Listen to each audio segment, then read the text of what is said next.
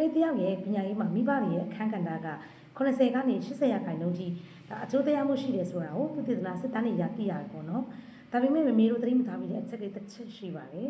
အဲ့ဒီအချက်ကကြတော့ကလေးတယောက်ရဲ့ဒီတင် जा မှုပုံစံတွေနဲ့ပတ်သက်ပြီးတော့မှသူတို့ရဲ့တင် जा နေတဲ့နယ်ပယ်ထဲမှာအရန်ကြီးဝင်ရောက်ဆွတ်ဖက်တာမျိုးမလုပ်တာကသူတို့တွေရဲ့တင် जा မှုရလဒ်ကိုပို့ပြီးတော့မကောင်းမွန်စေနိုင်တယ်ဆိုတဲ့အချက်ကလေးကိုမေတို့မိနေကြမှာဆိုလို့လာပြီးတော့သတိပေးတာပါရှင်ကျမတို့ကဒီဝင်ရောက်ဆွတ်ဖက်ခြင်းနဲ့ပူပေါင်းပါဝင်ခြင်းရဲ့ကြားမှာစီးတစ်ခုရှိနေပါတယ်ရှင်မင်္ဂလာပါရှင်ဒီချန်နွေးပါရှင်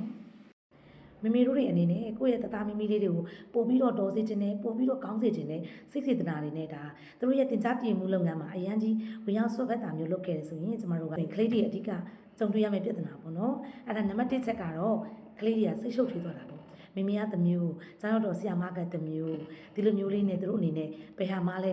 ဆိုတာကိုကိုပိုင်ဆုံးဖြတ်နိုင်ဆိုတာမရှိသေးတဲ့အရွယ်တွေဖြစ်တဲ့အတွက်သူတို့အနေနဲ့တွေးဟဖြစ်စီတယ်ပေါ့နော်နံပါတ်2ချက်ကတော့ဆီယမရဲ့ဩစာကြဆင်းတော့တာပေါ့ကလေးတည်းရဲ့ရှိမှာလားဒီဆီယမတင်တာဘယ်လိုမျိုးကြီးပေါ့ဒါကတော့မားနေတယ်ဆိုပြီးတော့မှအဲ့လိုမျိုးတွေဆီယမရဲ့တင် जा မှုစနစ်တွေကိုဝေဖန်ထောက်ပြလိုက်မယ်ဆိုရင်ကလေးတွေအနေနဲ့သူတို့တင် जा ပေးနေတဲ့ဆီယမပေါ်မှာအထင်ကြီးလေးစားမှုတွေပျောက်ကွယ်သွားပြီးတော့မလေးစားလာတွေဖြစ်လာမယ်ပေါ့နော်ဒါတွေကြုံတွေ့ရနိုင်ပါတယ်နံပါတ်3ချက်ကတော့ဒါကတော့ဆီယမရဲ့တင် जा မှုလုပ်ငန်းတွေကရပ်တန့်သွားတာပေါ့တင် जा နည်းတွေအမျိုးရှိတယ်ပေါ့နော်ကြပြလေးနဲ့တင်ရမယ့်ဟာရှိတယ်တချင်းလေးတွေနဲ့ဆိုပြီးတော့တင်ရမှာရှိတယ်ပြီးတဲ့အခါကျတော့ကျွန်တော်ပုံပြင်လေးတွေပြောပြီးတော့မှတင်ရတာရှိတယ်ကစားနည်းလေးတွေနဲ့တင်ရတာရှိတယ်ဥပမာကျွန်တော်တို့ဒီ KG တန်းလေးတွေစပြီးတော့မှ KG ပညာရေးစနစ်စပြီးတော့ကောင်တဲ့ပေါ်တော့ကဆိုရင်မိဘတွေကပြောလဲဆိုတော့ဟာ KG ကတချင်းပဲစုံနေတာကြပြပဲစုံနေတာတနေ့ကုန်ကနေနေတာပေါ့နော်ဒီလိုမျိုးလေးတွေကျမတို့ကဝင်ရောက်ပြီးတော့ဆွတ်ဖက်လိုက်မယ်ဆိုရင်ဘာတွေဖြစ်သွားမလဲဆိုတော့ဆရာမရဲ့ဒါစိတ်ထဲမှာလည်းလို့ပြောမလဲသူရဲ့တင် जा မှုလုပ်ငန်းမှာအပြည့်အဝစိတ်အာရုံမနစ်နိုင်တော့ဘဲနဲ့ပုံတည်ပဲတော့ပေါ့နော်ဒါပင်ဒါ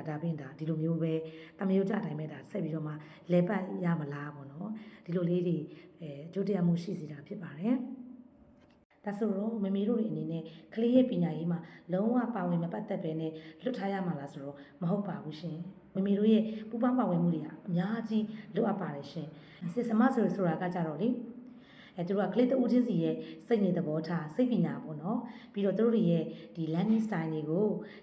နဲ့ကိုက်ညီမဲ့တင် जा တင်မှုနည်းဗျူဟာတွေကိုရေးဆွဲရတဲ့ educator တွေဖြစ်ပါတယ်ဒါကြောင့်မို့တင် जा တဲ့ဆရာမအပေါ်မှာအပြည့်အဝယုံကြည်ပြီးတော့မှပူပေါင်းပါဝင်လို့ရပါတယ်ရှင်